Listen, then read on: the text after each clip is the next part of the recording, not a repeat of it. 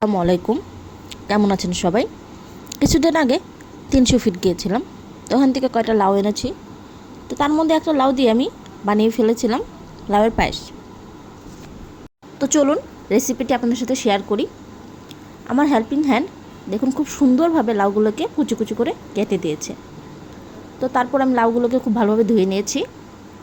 দেন এরপর লাউগুলোকে সিদ্ধ করে নিয়েছি। খুব ভালোভাবে সিদ্ধ করে নিয়েছি যেন লাউয়ের স্মেলটা না থাকে।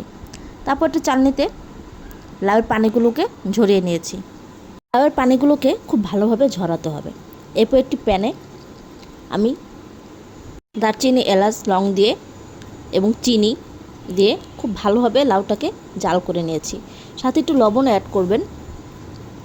আমি লাউটাকে মূলত 3 দিন জাল করেছি যেন লাউয়ের স্মেলটা একবার পুরোপুরি চলে যায়।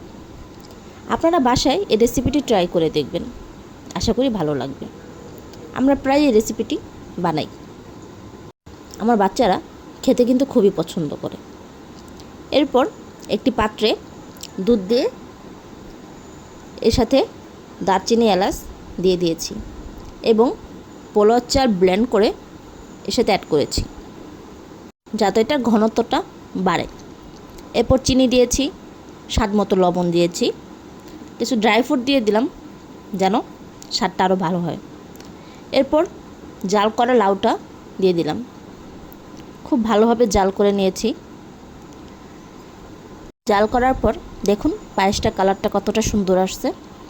এরপর সামান্য কিশমিশ দিয়ে দিয়েছি। এরপর একটি বাটিতে নামিয়ে ড্রাই ফ্রুটস, চেরি দিয়ে সাজিয়ে নিয়েছি। দেখতেই পাচ্ছেন। সব ভালো থাকবেন। আল্লাহ হাফেজ।